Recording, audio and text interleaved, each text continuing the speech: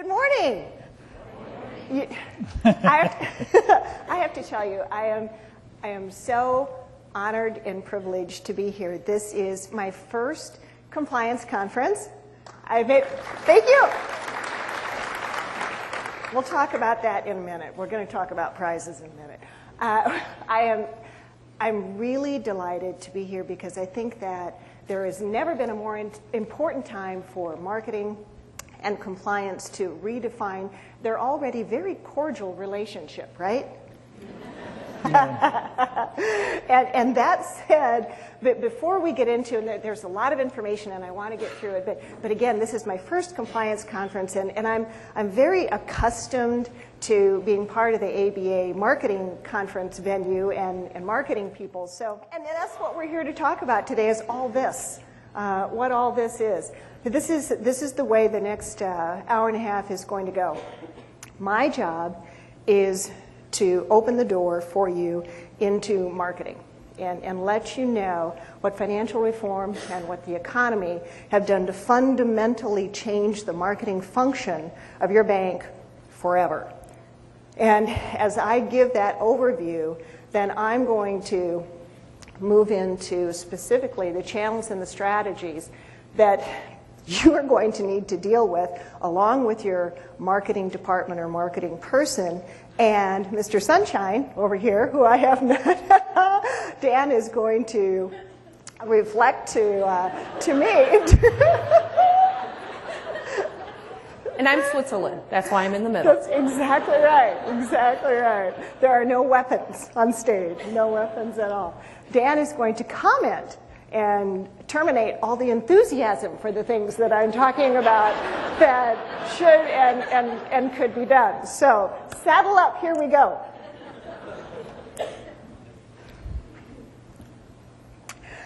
Again, what's going on out there? I think it's important to reaffirm the fact that marketing, much as we would like it to be otherwise, marketing really only exists to serve the business objectives of the banks that we serve.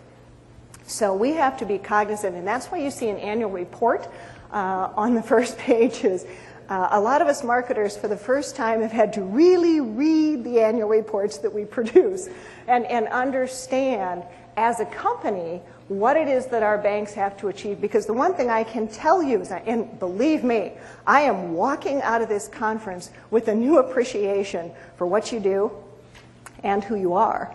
But one of the things that is really facing marketing is we are the first budget to get cut, and we are the last budget to get caught up. So in terms of resources, we have a lot of challenges in front of us.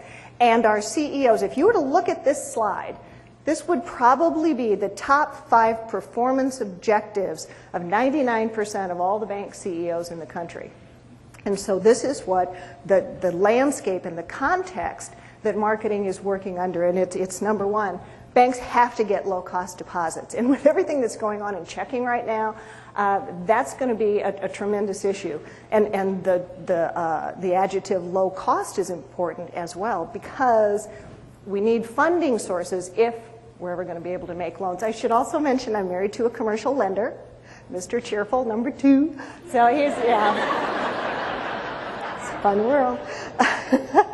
So if we ever do make loans, then it's really important that we have this low-cost deposit base. And we're in an environment where low-cost deposits really don't have competitive advantages, and reinventing what type of products we're going to take to the market is a very big deal, but something that probably is not at the end point for a lot of banks and should be. We should be really in the implementation stages, and we're not there yet.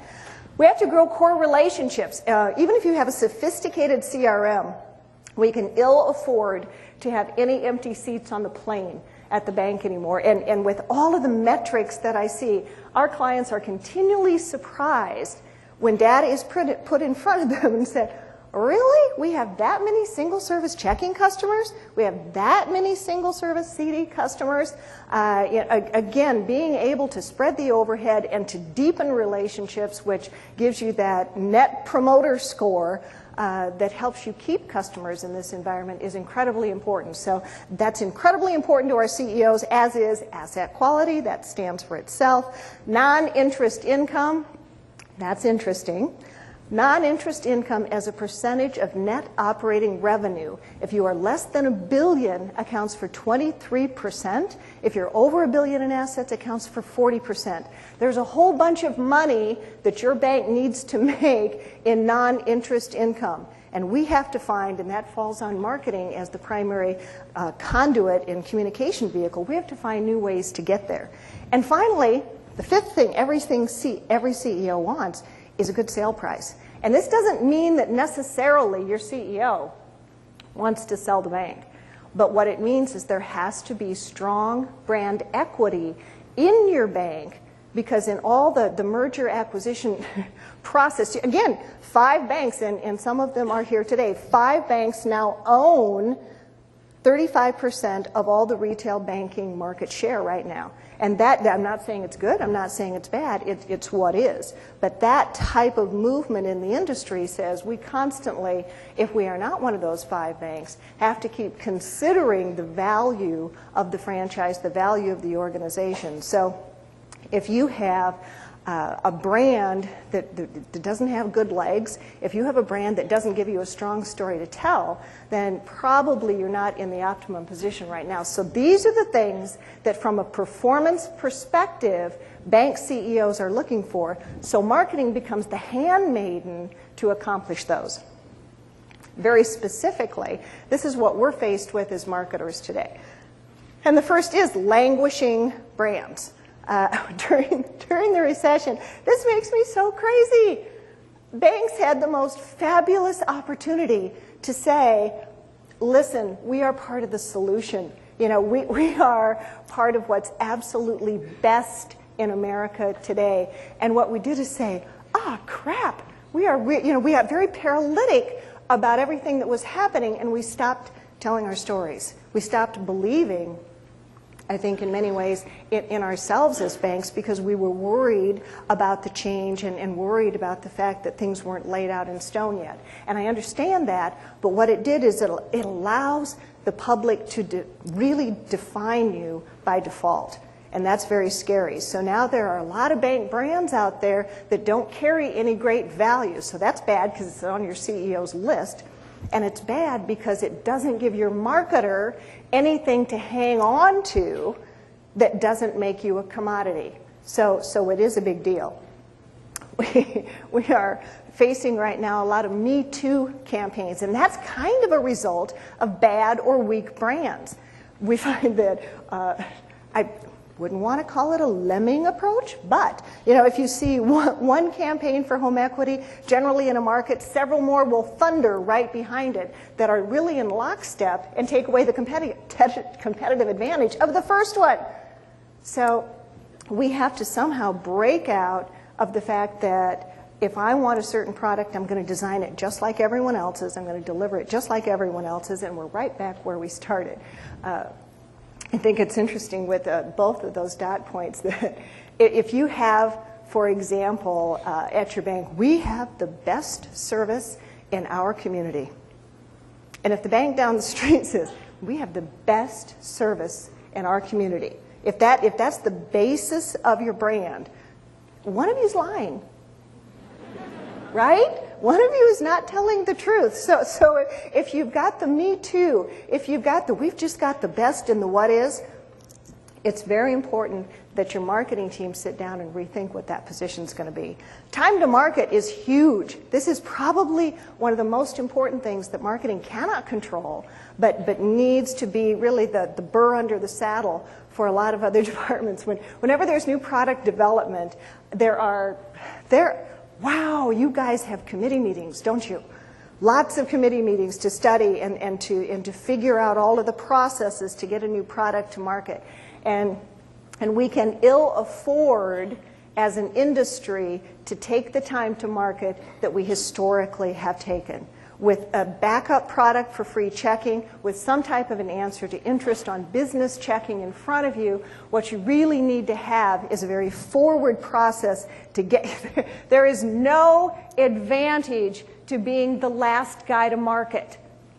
It's not a lot of fun to design a campaign that says, whew, we're finally there, you know, with everyone else. It's, if with text banking and mobile banking, personal remote deposit capture, if it's not an if but a when decision, get on the horse and ride it. Get there as quickly as you can, because first mover advantage is statistically pretty significant. Number 4, there's always been a fun relationship between commercial lending and marketing, which is we don't need you, so we'll go do our thing. And as we see now, a real need for business banking and marketing to move together. Marketing needs to form a new partnership, because what may happen with this whole low-cost deposit environment is the core relationship for many banks now may be the business checking account. When you look at the average balance in a free checking account of about $1,300 versus the average balance in a small business account, which is $22,000, that becomes a fairly profitable and lucrative decision to make. So we see more partnerships happening there. And finally, we also see more partnerships in the siloed lines of business that heretofore we were just comparing grandchildren. I have 6. I win. But we were comparing longevity, and I've been in this business a very long time. And I don't work for very many clients that have developed true synergy between the core bank customer base, between its trust clients, between its investment clients, between insurance and even accounting, all of those lines of business that it was hoped for. There would be this wonderful synergy created, and in many cases it has not manifested. So whether you have a model that says each of these lines operate individually or they create synergy, that definition needs to happen, because things are changing and you can, again, ill afford not to define efficiently what it is you want to do. So in marketing, should your bank throw away the old marketing plan? Yep. Because all of the old marketing plans are based on history. They're historically based. They're incrementally measured. Yes, let's change this percentage. It just doesn't make sense in today's world. So you're going to see marketing in your bank and in all banks really focus on 2 things. Relevance. Does it mean something to the people to whom I am talking? And synergy. Again, budgets are compressed. Our resources are compressed. We're going to have an awful lot of synergy between your corporate culture, which is what everybody says at the water cooler and in the lunchroom, you know, how you think about your organization, what marketing is pushing out in terms of messages and brand behaviors, and what you're writing checks for on the public relations side. All of those things now need to work together because we can't afford to have them work separately. So relevance and synergy is the story. And how do you achieve those? The first and foremost is to look at your channels. So here we go. This is a chart from Radin Financial Group. And what they have done is shown you, and here's the question so you can put it into context. The question is, what media do you use to get information when you are making a decision about using a financial product or service?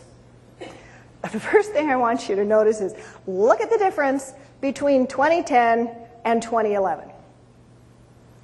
Completely changed, complete rebalancing of those issues. The second thing I want you to notice is all of them, these are just the top 15, and they are at 20% or above in terms of responses. We have developed channel monsters. We have now a consumer base that will use 7 or 8 different types of channels to get information, and they will choose that information very a la carte and very piecemeal, necessarily because of their lifestyle and their time allocation throughout the day. So there is no longer a pattern that we can use to say if we run newspaper and this type of television schedule, we're going to get 80% of the prospects that we want. No longer true. Third thing I want to show you is with this. Look at the value of direct mail. Direct mail is number one or number two, one of the top vehicles, one of the top channels that people get information from their own financial institution to make product decisions. But what's really scary, especially if you look at 2010, direct mail from your competitor is the fourth highest reason. So there's an awful lot of robbing Peter to pay Paul in the marketplace today, and it's a combination, again, of dominant media like direct mail and TV. And if you add all of the internet pieces, which would be your website, your competitor's website, SEO, and some email communication, that again, if you total all that up, makes a very significant preponderance of channel information as well. So these channel monsters are going to make it hard for marketers to say, how are we going to get to all these channels with the budgets that are the same or lessened? And how are you guys going to make sure that we don't say something crazy, right? That's your job. This is an example to a little bit prove my point in terms of the direct mail position. This is a credit union. I did that just to get your attention. It is a credit union, and yes, I believe they should be taxed, okay? Putting it out there. I do, and I've told them.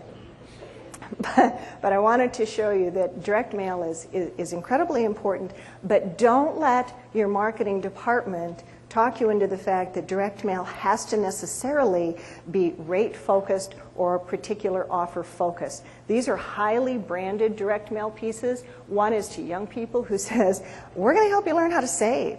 The second talks to very specifically, you're busy, we get it, you've got kids, busy day, we're here for you. Highly, highly branded. Again, going back to that first slide, the sale price, and the second slide about languishing brands, there's a lot of branding going on here.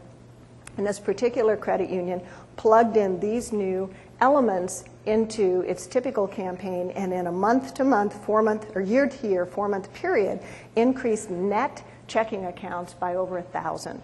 That's a big deal, because forever, one of the strongest metrics in checking account performance is for every 1.1 checking account that opens at your bank, one closes. So we are really trading accounts to a very, very large degree. So this is a big deal.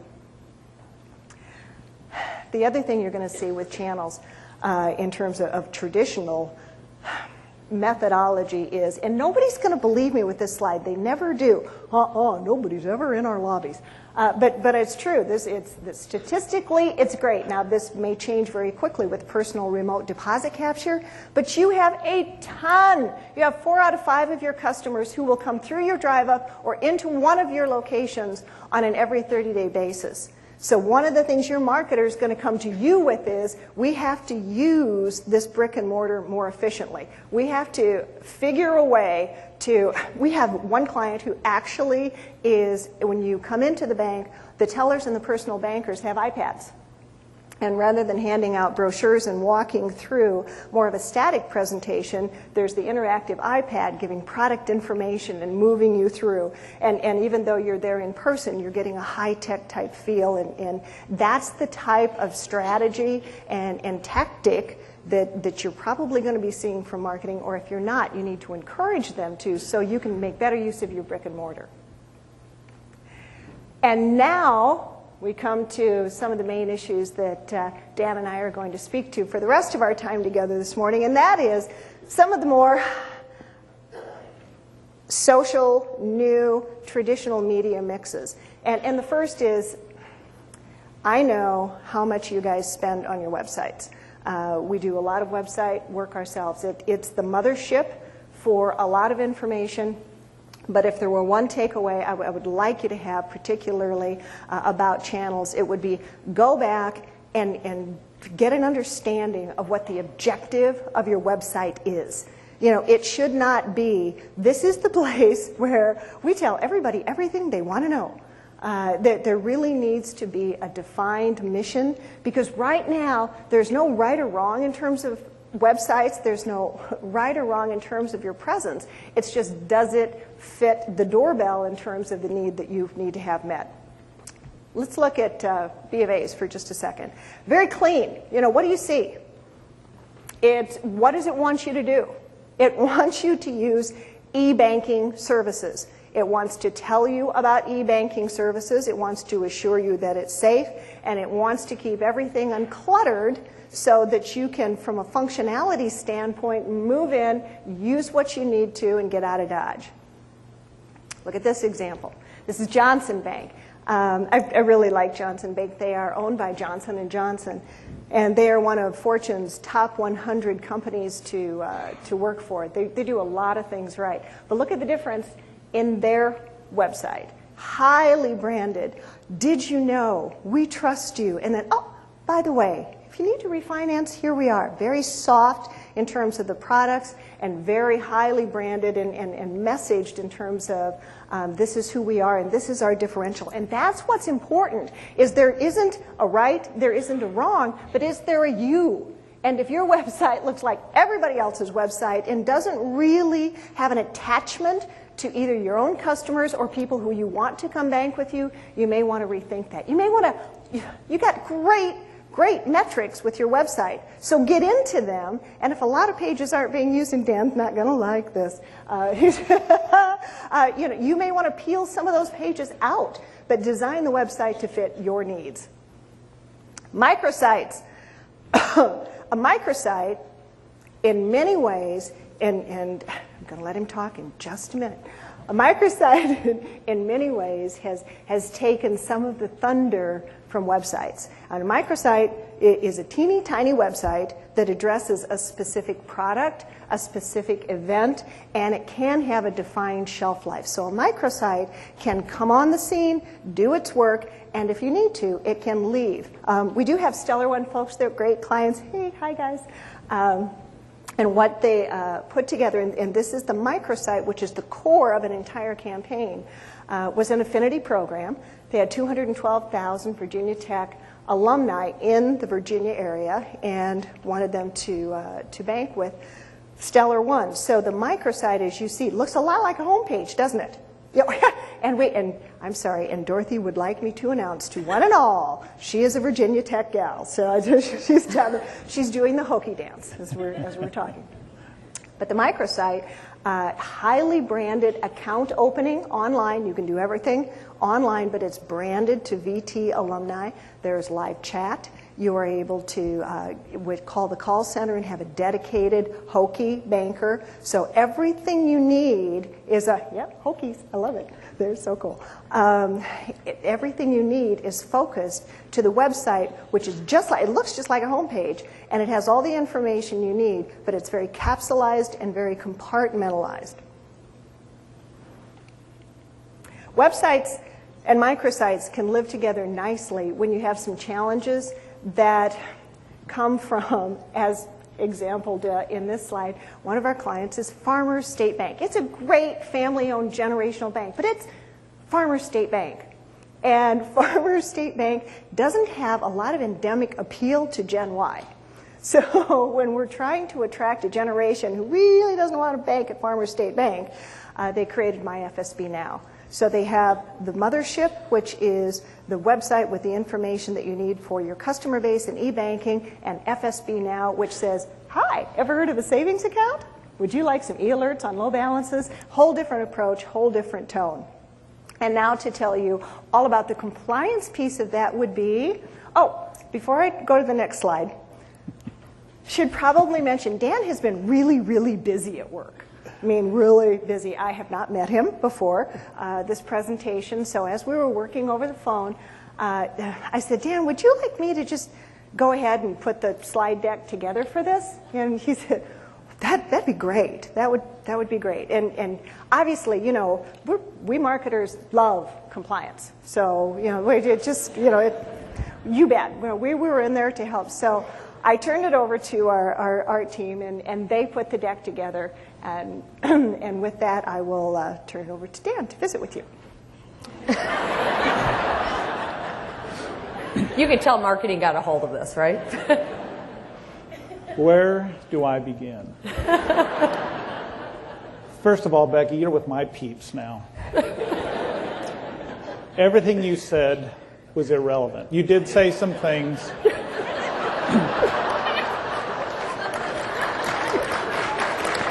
Thank you. You did say some things that just cut at the heart of us in compliance. It's relevant. It's all about relevance. First of all, If you weren't sober, you wouldn't take it so hard.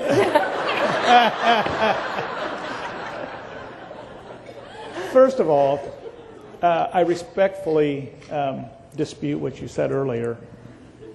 You said, quote, marketing is the last budget to be funded and the first to be cut.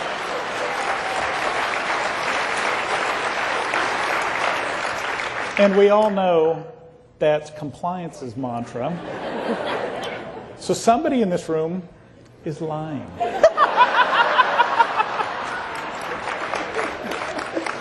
And we all know compliance does not lie.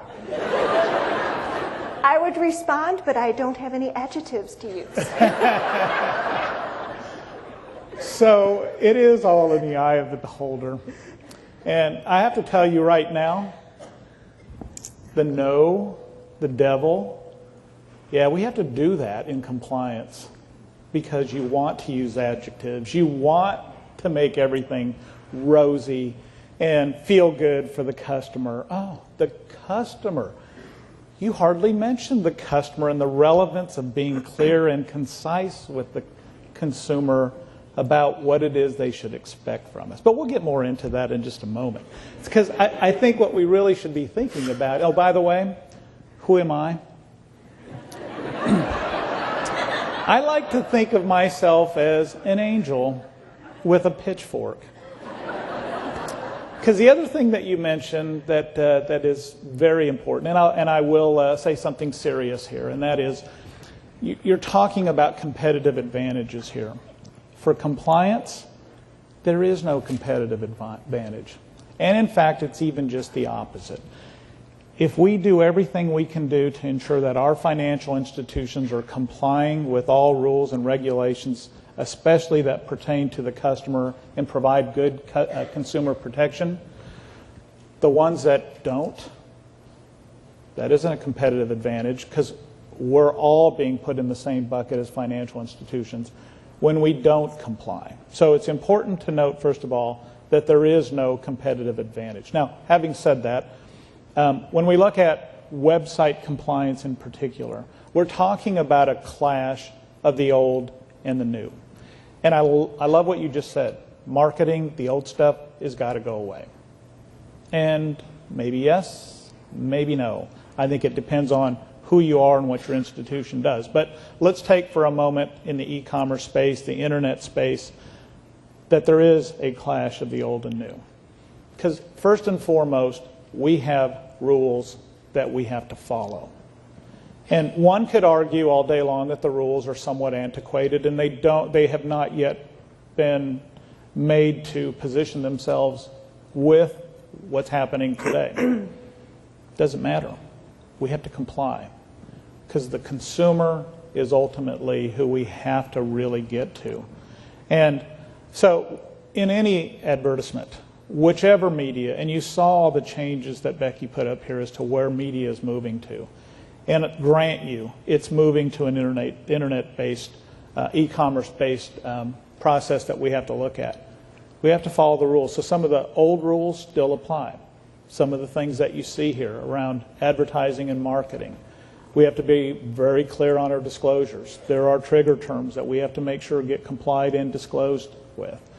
But that also clashes with the new. Oh, and by the way, the old rules, they're proven. The new, they're not so proven. They're unproven. So there's a lot to go through this. And it makes our jobs as compliance officers that much more difficult because we're not just dealing with, oh, here's a paper ad and we can look at it and Mike Marr will stamp the prove on it or rejected and move it down the chain. It's not like that anymore. We're dealing in real time. And marketers, you saw one of the slides said it's moving. It's moving at the speed of lightning. And we have to as well in compliance. But it turns us into a whole different environment. Because now our websites, What if we find something's wrong with it? How quickly can we get it shut down? How do we, in the meantime, notify our customers? And how do we make that notification if the entry to the institution by the customers through the internet in the first place? There are a lot of operational things behind the scenes that we just have to also pay attention.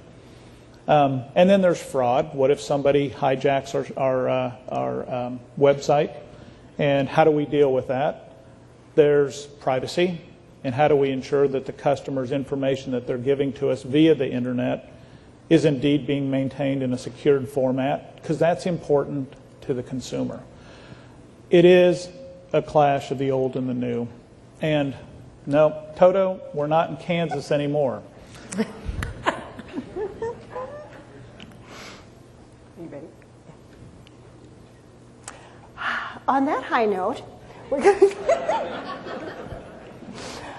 one of the things that again, I think is really important to note is that marketing is going to have to not only use all the new media, but blend all the new media. So you see the traditional column, you see the new media column in front of you, and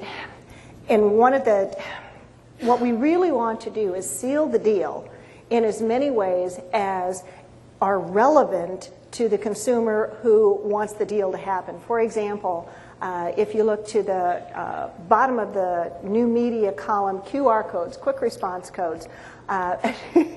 Elizabeth and Dan looked at my business card and said, "What are you doing?" We have QR codes on our business cards. So if you take my business card and if you scan the QR code on my card, it will take you to my bio on our website. And so it's a very freeway approach to getting someone to specific information, after an initial contact. You're far above us. You should actually define and provide an example of what a QR code is. Because we're in compliance. Okay. We don't do stuff like that. QR code is basically a scanner code like you'd see on a cereal box, and I will give you all my business card afterwards so you can see it. But it's simply a way to scan a code. And it's very what? With your phone. With your phone. You can. For those of you who flew, how many scanned your boarding pass in?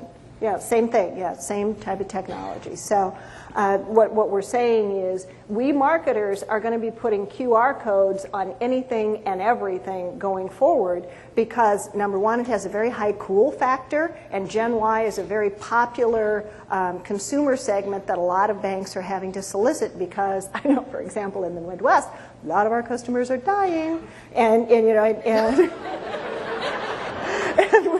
we need you're the tracking younger, where they're being buried? Is that? older demographics. So we have issues really trying to attract Gen Y, and things like a QR code have a curiosity quotient and potential that your marketers are going to want to use it, and so that will be an issue for you to say, all right, tell me the whole process. Where are you going with the QR code? What are you scanning? Where are you ending up? And at that destination point, is there the right amount of disclosure and information about the offer that was being made that works for you? So I can flat guarantee you there's going to be a complexity of one channel relating to the next channel, relating to another channel, to an endpoint. And this is my payback slide for sitting through all of your deep dive sessions. This is me going, oh wow, I am so going to put this up and show this to you. This is really an example of what a new campaign looks like, and it again, thanks to Stellar One, this is the core of the VT banking campaign. And here's the end point, everybody. If you look at the circle in the center, the action step that this marketing campaign is designed to engender is to have people to go to the microsite that you just saw and open their account online. So we are not driving people in the door. We're not driving people to our drive-up. We're not driving people to call us. We are really the end point. Closing the sale happens as an intimate relationship between me and my smartphone or my laptop. And I start the relationship. So, and all of the components that you see in this schematic, you can see you've got traditional media feeding in, drawing people to the microsite. We use a lot of QR codes to pull people to the microsite. You have social media drawing people to the microsite. You have paid advertising on your social media, pay-per-click, both on Google and on Facebook. And you have other websites providing flash banner ads to other websites that will again drive all that traffic back to the microsite. So there's a different component balance and a lot more components that you've seen in the past. And again, just as a sidebar to this, I think one of the things that you will notice in your banks in the coming year, if they're not doing it already in marketing, is that marketing campaigns, because of the complexity, because of the intertwining of the channels, which is so critically important because it chews up a large part of the marketing budget, you're going to see fewer campaigns, you're going to see more robust campaigns, and you're going to see longer campaigns. So where traditionally maybe you had done a quarterly outreach, you may find doing 3 a year or even 2 campaigns a year, but when you mount the campaign, it's going to, the schematic and the skeleton is going to look more like what you're seeing,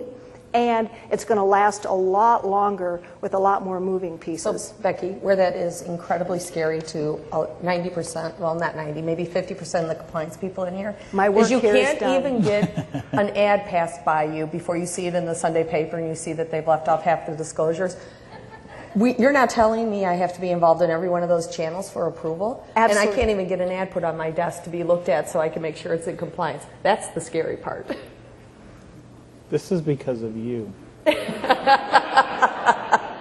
There were no horns on my photo. I don't know. I didn't see any. Well, we can fix it quickly. And I think that is really one of my main messages, is that because of this, there needs to be a relationship. And that's why, frankly, I wanted Elizabeth to say, we offer in-house compliance, and we don't really do it for you. We do it for us. Because we need to know up front if it's even feasible and viable for us to be able to put together an offer to put in front of a client. So I think compliance in terms of decisioning has to come early on in the process. But remember that time to market issue? We do not have the luxury of spending 4 months to develop something like this. This entire VT campaign was turned around probably in 3 weeks with all of the components. And that requires a very, very high degree of partnership. Another thing you're going to see that makes a lot of sense, going back to remember what your CEO wants is more core relationship depth. And e-newsletters, if you are not using them, it certainly would be a wonderful first step into e-marketing because they're very straightforward. They have a highly defined audience, and they allow you the type of metric and second and third step processes that can really be incredibly cost efficient for you. This is an example of a very small bank. You're seeing one e-newsletter that goes to their seniors club. Right? E-newsletter to seniors club. Oxymoron. No, it isn't. It's highly read. They love their e-newsletter. The open rate is the average open rate for an email from a financial institution is 28%. So that's a little bit of the mass metric that you can use. But when you use an e-newsletter, and you see in another one, the business e-newsletter on this slide, which has a very, very small critical mass, it's actually derived from lists from the lending and business banker groups that said these are our customers and these are 10 hot prospects. So well under 1,000 names on that business list. But wow, an open rate of like 60%. You can get tremendous readership, tremendous reach by taking your customer base and slicing and dicing. Here's the biggest mistake. If you use e-newsletters to segment your customer base and to grow relationships, make sure, and if it were marketing clients, I would say darn sure that you have, if I'm interested in a particular article, that there's an automatic follow-up to that article. So as you write one e-newsletter, you really have to write 3 or 4. Because if I'm interested or click on a particular article, you need to take me somewhere after that. You need to take me to the next step of information. So just writing the e-newsletter is really only step 1. You have to have your second layer done, compliant, and ready to pull the trigger so you can move people forward on the knowledge base and action that you want them to take. And now, comments from Mr. Fun. So, I do agree that we have to get to the customer. Profits are important. That's why we're doing all of this. That's why we're here. We are in the business of making money. But again, it's coming to us from our consumers. Therefore, we can't be cute, and we have to understand the lowest common denominator. So, for example, if you go back a few slides, you notice who's controlling the slides too, right? Tell me when. Couple more. No, again. One more. I'm sorry, one more. Where's the Hokey website? There it is. So if you look at this website, if this was a Nebraska Cornhusker microsite, Here we go. Here we go. there are way too many words on this page. We wouldn't get it. So yeah, you have to understand who you're dealing with. Now back to where we were. But we're back to, again, the tradition. You know, we're dealing with TISA, TILA, GLIBA. We've got products involving insurance, non-deposit investment products, mortgage products. It goes on. And we have to understand what that means for our consumer and what the rules are of what we can and can't say. And not only to the printed media, not only to the television, but absolutely, as I mentioned earlier, it's critical to what we're doing through our e-commerce process. And we can't afford to be cute. The same rules apply. But I think the one thing that's very critical here is that we cannot assume that it's easy for the consumer to get there. So you have to know from the lowest common denominator, who's our client, who are we reaching out to, and what should we expect from them. We can't expect that they're all Gen Ys and they can have 47 pages opened at the same time and take all that information in. We have to ask ourselves, who are we trying to reach, and make it work for them and make it work for everyone. We can't assume that just because there's a scroll bar to the right that people will know that they should scroll down and be able to see more information. So we'll get in a little bit more into UDAP in a little bit, but we have to be very, very cautious of what we're doing with. And that means you have to be engaged as a compliance officer with this process. The other thing that I would note that you'll see that don't engage in negative blogs, as we in the financial services industry become more involved with this type of media, we a lot of times get customer complaints. And we have to factor in how we're going to deal with those customer complaints through this new media. But also, we get a lot of complaints where it's almost like, okay, if you're willing to get on a blog site with us, you're like our friend.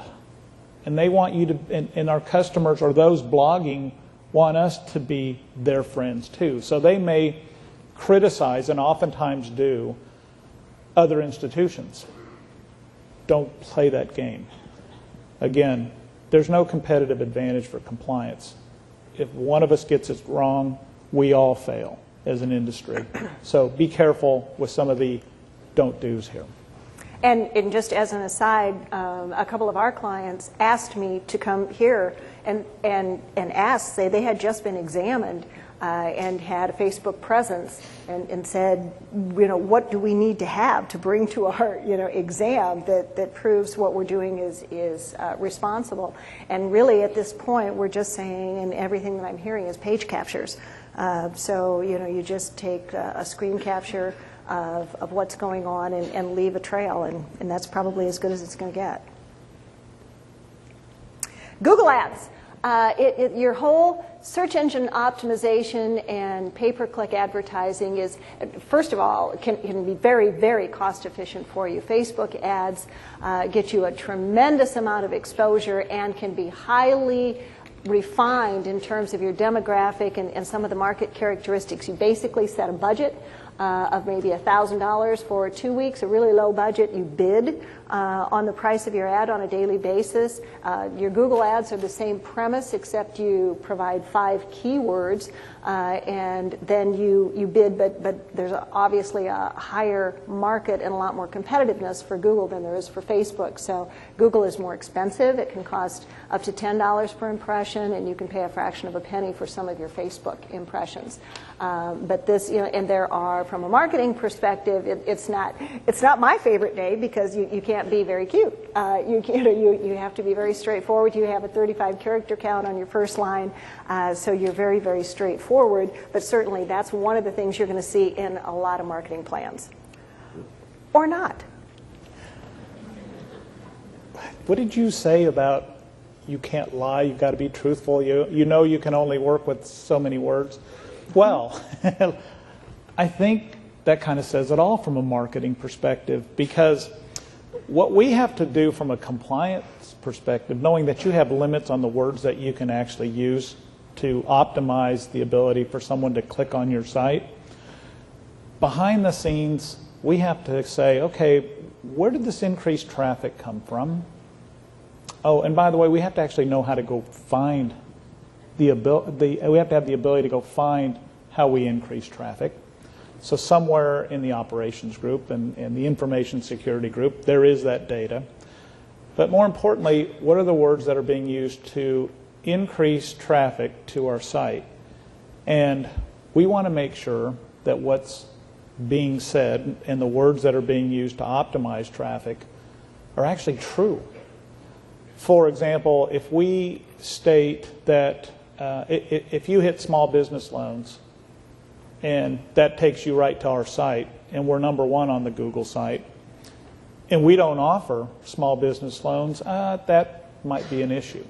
So behind the scenes, again, we have to take the stance that marketing's not always being truthful, stretching the truth, and therefore we have to be very cautious as how we allow marketing to proceed. You can go ahead with that. Again, that's why I'm sitting in the middle. Sweepstakes. One of the things that we're going to be, and here I really went to Switzerland. I used an example from Wells from last year, so this is a true case study, but certainly you're enticing people to do what you want them to do. It is, as our industry becomes more commoditized, that really, we have to get people to pull the trigger, and what I'm going to do, because now I am absolutely terrified of saying something wrong. I am going to read this exactly as Wells Fargo put the rules out. This was a sweepstakes, and I really like it, which is why I wanted to bring it forward. When you switch to online delivery of your mortgage statement, you'll be automatically entered for your chance to win up to $15,000. Remember, this is last summer, so we're using it as a case study. The prize will be based on your scheduled principal and interest mortgage payment times 3 for the month your account number was drawn, a winner every week, June through August. So what they were really doing is saying, if you sign up for an e-statement for your mortgage, you could win 3 months payment, which is very, very compelling, and I think a great use of that creative. You're also seeing a lot of text to win. Text banking is so popular, particularly in terms of the e-alerts.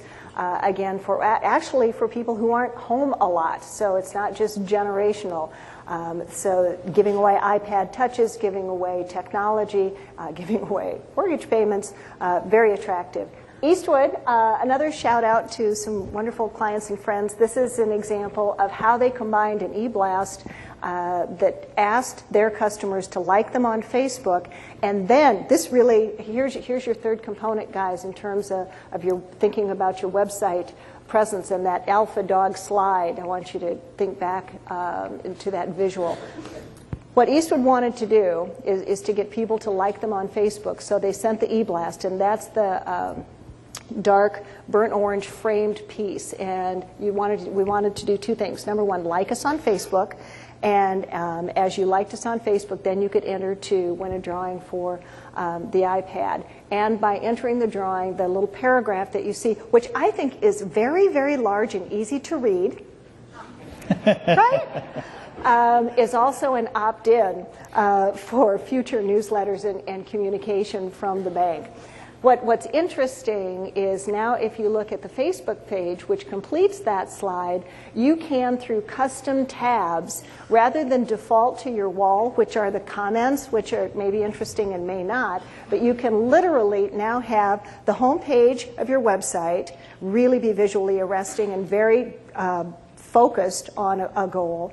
You can have a microsite which is focused completely to an event or a product, and you can do what's called a custom tab for your Facebook. So when people go to your Facebook, they are seeing what is the equivalent of a homepage look. Very attractive, repeats the type of offer that you like, and then down the left nav, you can see that you can get to the wall and all the other pieces. But you really now have the opportunity to create three very like instruments in terms of being a homepage or landing page at the very least, in terms of content and cosmetics. And this worked very, very well. This is not a large bank, but they've got 1,200 followers already, and this has just been going on since May. So nice response. So we're all here in Washington, D.C., and therefore you may be reading the Washington Post these days. And the Washington Post advertisement's been very simple over as long as I can remember. If you don't get it, you don't get it. Same way with social media and how we use it. If we're not in it, we're not in it. And you have to ask yourselves, is that good or bad? If we take the premise that the old is not going to stay as the old and we need to get into the new, then you have to be in it. And if you're not quite there, you're going to have to start understanding what it means to be in it. So you might have a Facebook page for your institution, a Twitter page, a blog page.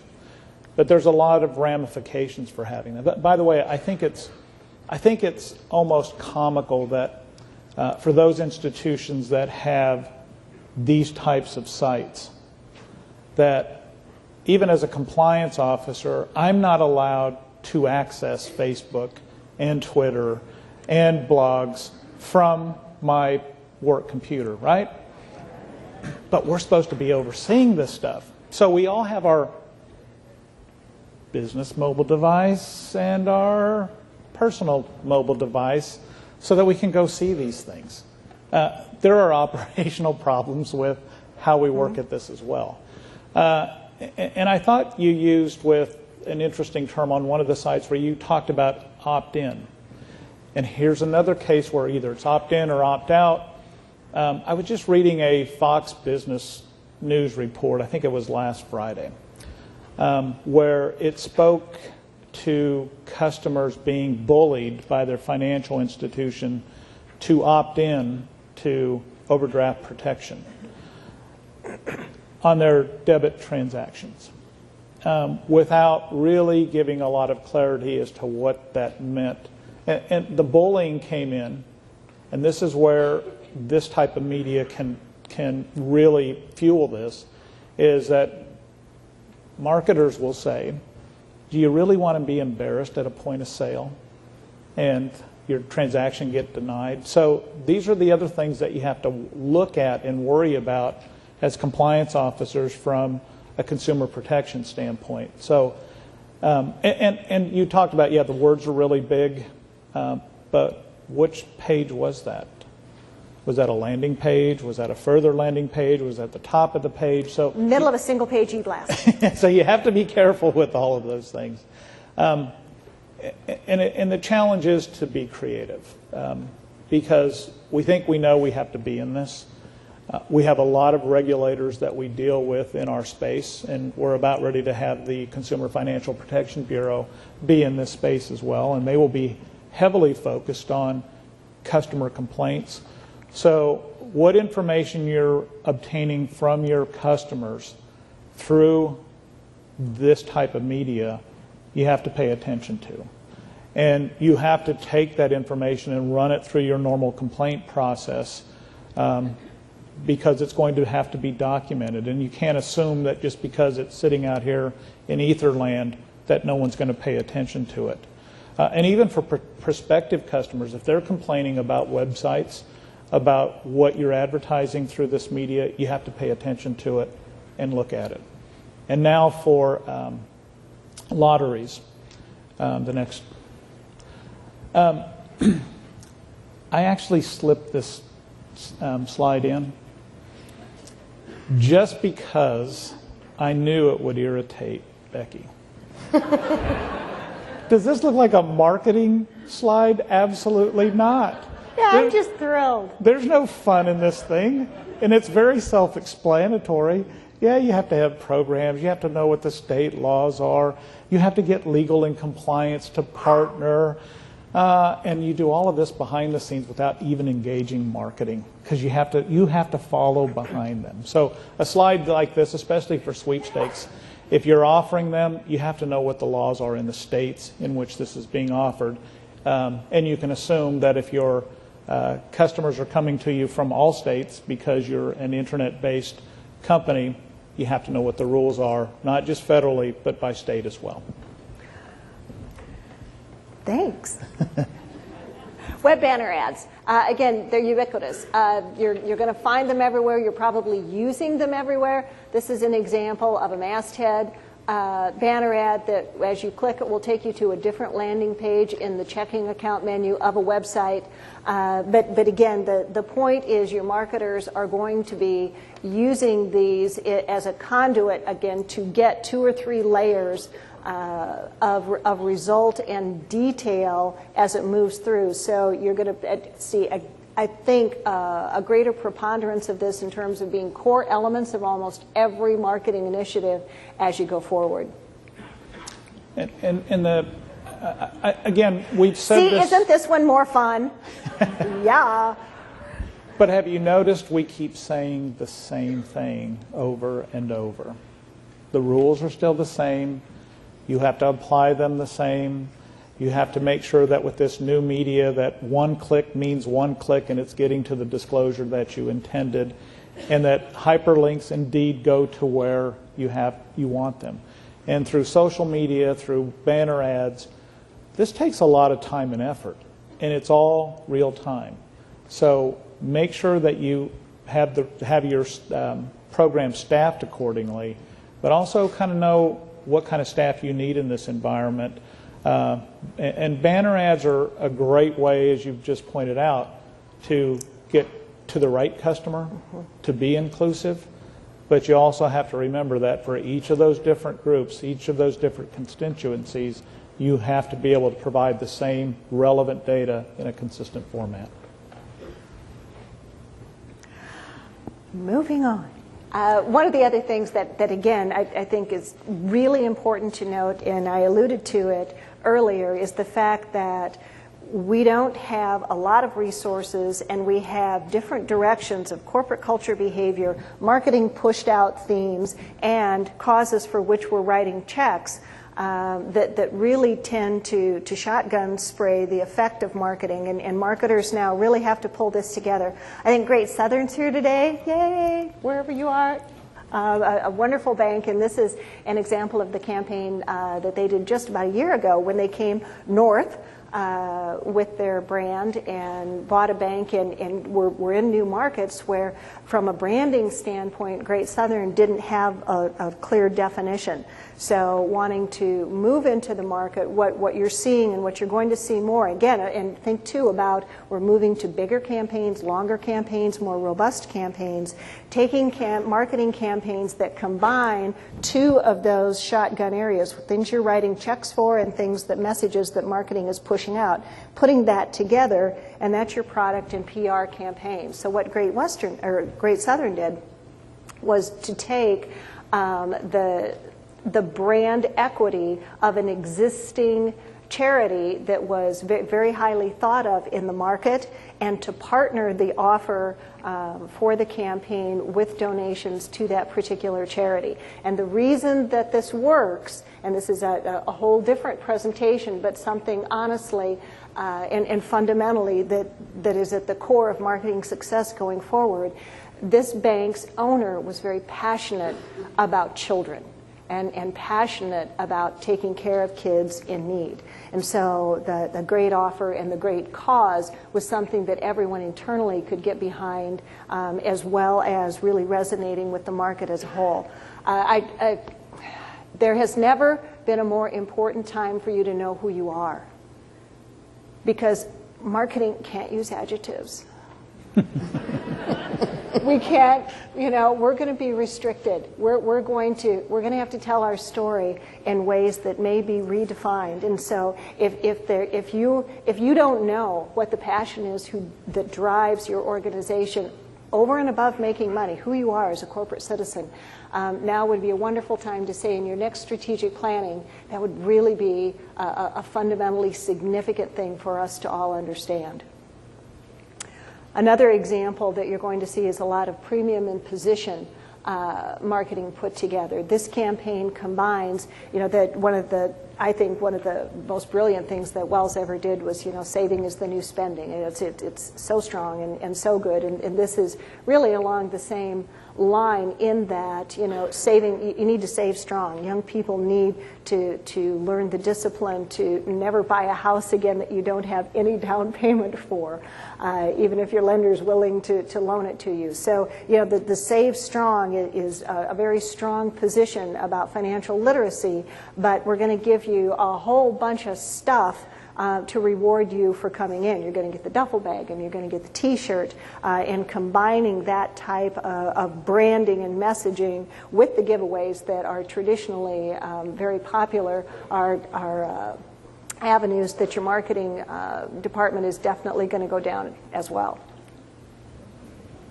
And don't forget, especially when it comes to bonuses, to gifts.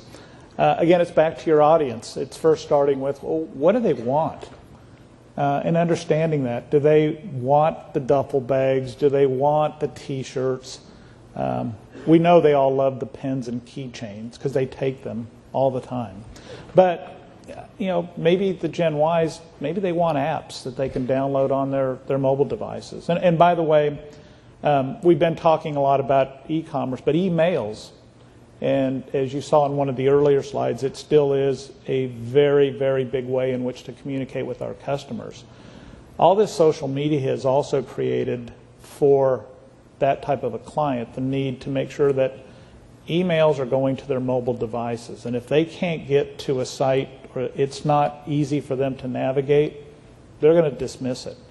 But bonuses, you kind of have to know what they want. And then, of course, there's all the different terms that would go along with gifts if they're more than a certain dollar amount, which is very low, as we know. Okay, I just need to interject something here. Go ahead. From the marketing perspective in terms of the gifts. You all do know that there isn't any $10 gift that anybody wants anymore, right? That would include shipping, handling, and taxes. Just so you know, the average premium cost, is really $40 to $50. That for anyone thinking, yes, we can just offer that $9.99, not going to happen. And therefore, you have to follow the rules. And they're well spelled out here, so we can move on. This is what it's all about. This really is what it's all about. I've mentioned the consumer over and over, and these are the rules. If we are unfair or deceptive in any way, and it causes harm to our consumers, and one could argue what substantial means, and if that harm is not outweighed by a benefit, and there's no way for them to really know that they're being harmed, then we've just shot ourselves heavily in the foot. And as I've said over and over, not just as one financial institution, but potentially as an industry. And the focus on the consumer, as it should be, is intense, because we're all consumers as well. And this is another page where for marketing it's like, I've got to do all this. But I made words blue. I thought that helped. The wrong ones, but no, I'm kidding. They were the right ones. But all of this we have to pay attention to, especially as we move in again to the e-commerce space. We're on the home stretch and you're doing very well, and we can't leave the specific arena without one last thing, and that is this really is the year of the loan. And what you're seeing here is a slice of the top and the bottom of an e-blast, just to give you an example of a client that's really talking to all three opportunities, whether it be refinancing, a first mortgage, or a home equity loan to its current customers, and to bring up to you that this, we are seeing more activity in the mortgage campaign this year than I have in 3 or 4 years. So I think that this is going to be a workaround for a lot of banks, and in place of some of the commercial activity, they're focusing more on mortgage and all of those venues. And you're going to see internal and external promotions that really talk to the home loan issue, which will be very self-explanatory once again. But I think, again, as it pertains to, especially in the environment we're in, with, gone are the days of no doc and low doc, et cetera. But as we're advertising for what we're providing from a home mortgage product service standpoint, we really have to be clear. And using terms like free, anything, has to be very well spelled out and avoided at all costs if you can. Best words like that will draw attention. And it may start with the consumer, but ultimately it'll also draw the attention of your compliance officers and others within the organization and external to the organization, because again, it has to be fair. It cannot be misleading. It has to be truthful. And the other thing that I would say is that with your banner ads, with your web pages, you also want to make sure that what you're seeing is inclusive, so that you're not looking like you're marketing to only one segment if you're indeed trying to look at various segments throughout your community. So, and again, that could be, who are the people on the sites? What do they look like? Are they inclusive of what your community is about and what you're actually trying to do as an institution? So understanding what it is that you're trying to do and who you're trying to market to is extremely important. Wanted to close with a little bit of strategic perspective for you.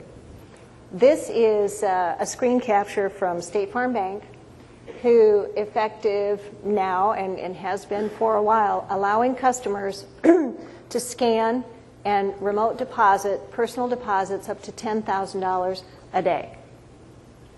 Now, for a bank that doesn't have a teller line to support, this is a pretty handy product to have. And at $10,000 a day, it's a pretty robust process that's introduced.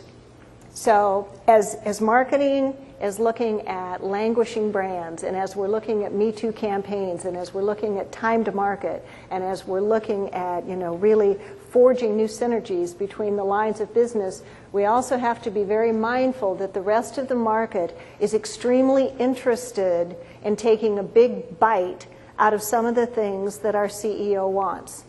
low-cost deposits being one, some core deposit relationship, and again, line of business synergy between insurance and banking products, can all kind of nestle in here. So the competitive landscape, where certainly we know that there are opportunities, there are going to be some very significant challenges in front of us. The second example of this, does everybody know about Smarty Pig? Do y'all use it? Yeah, I mean, it's very, very cool. Started in Des Moines, Iowa with some friends of my oldest daughter and her husband. And Smarty Pig, I think, is the best example of the personal financial management tool, but one that is not attached to a bank. Like Wells has My Spending Report, PNC has Virtual Wallet, which I love, but the types of personal financial management that give people control over how they save and manage their money, but still have a relationship with you. Smarty Pig, you have a relationship with Smarty Pig. Your depository is BBVA, but you don't really care because that's negotiated through Smarty Pig. What you have, for example, my oldest daughter and her husband, who have 3 kids and a big mortgage, think they should be able to go to Europe. So they started a vacation fund to go to Europe. And what they do with Smarty Pig is they start the account, and then with all of their friends on Facebook and even through Twitter, for birthdays and anniversaries, people can not give them gifts, but contribute to their European vacation fund and transfer the money, and it becomes a way for them to save for specifically what they want, have a great deal of control over what they're doing, and then when they reach their goal, they're able to either get a debit card from Smarty Pig, or they're able to get merchant cards and get discounts, further discounts, to get their money back from the account. So again, this is what we're looking at when we're trying to save strong and teach people to be really responsible. There are other providers of personal financial management that don't have any direct ties to banking, who are really looking to take that piece of our business away from us. So those are some of the broad and competitive issues that we have to stay abreast of as well. So we have been, this has been, for the most part, really fun. And as we close, we have some thoughts that I think make a full circle for the things that marketing and compliance need to look as a team. And the first is, neither one of us can say no. And I'm sorry, I can't sit down any longer. We have to not say no, we have to say how. If you don't give us, as marketers, opportunities to go help the bank make money, we're going to be in trouble. And if we don't do it in a responsible way, the bank's going to be in trouble. So neither one of us now, and we have both played this card. I know it. I have told compliance, well, then we're just not going to do the campaign. I can't do it. I'm not doing it. And I've had compliance tell me, you cannot do this campaign. This is not going to happen. And I really think that those ships have sailed. I think a mutual need for our banks to survive have taught us that what we have to do is not say no anymore to each other, but say how. And that means, number 2, we have to start working together very early on in the process.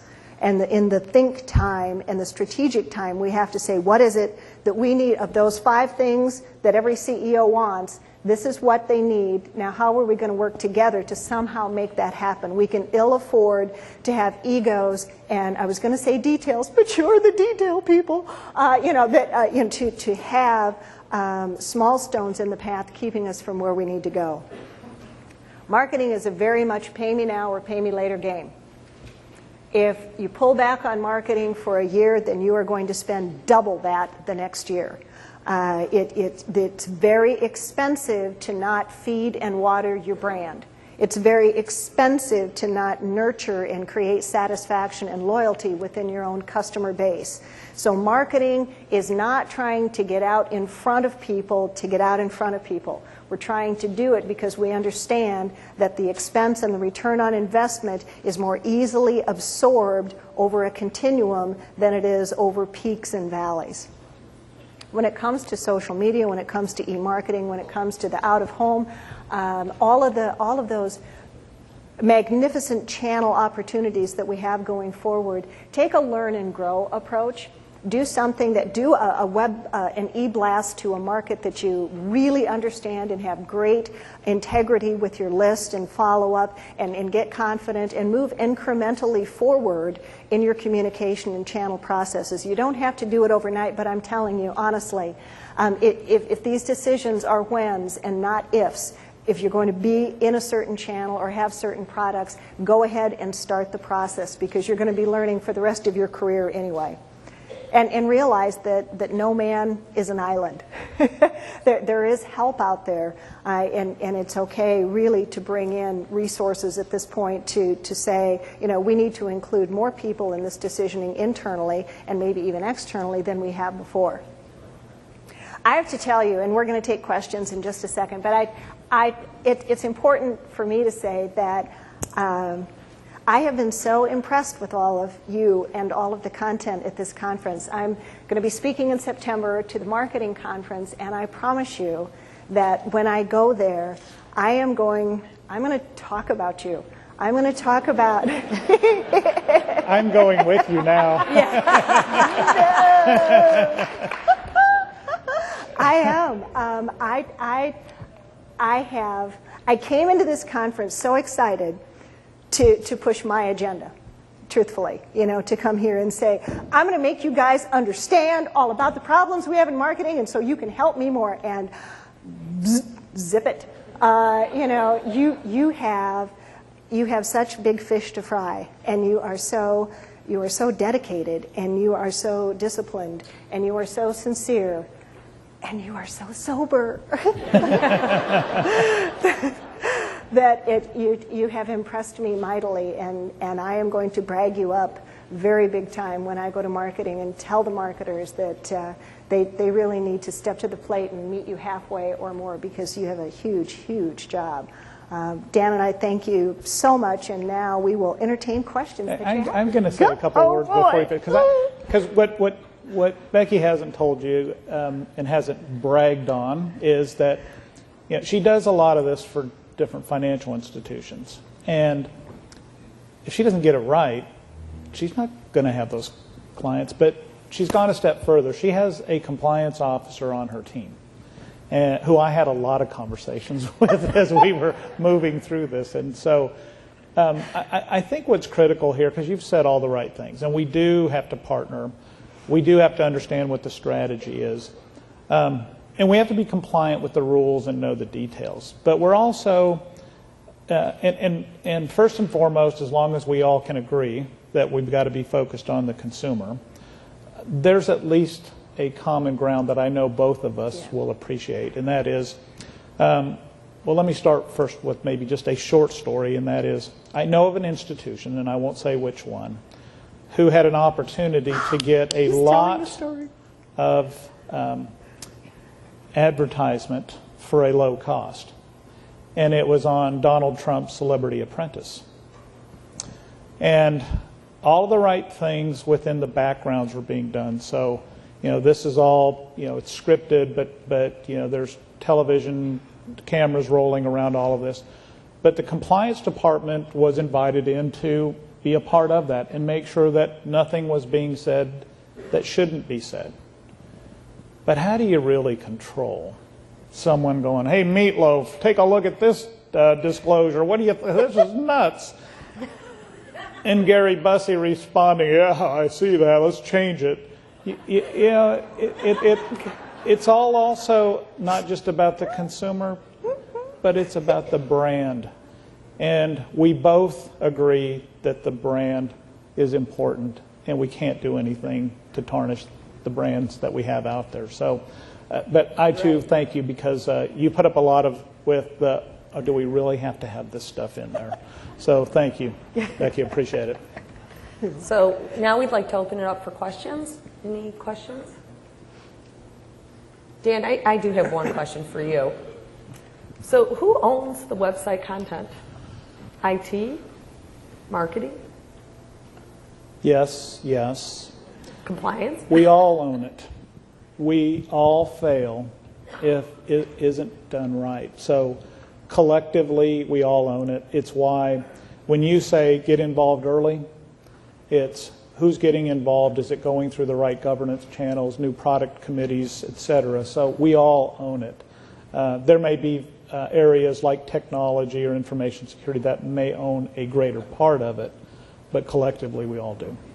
And there's a question.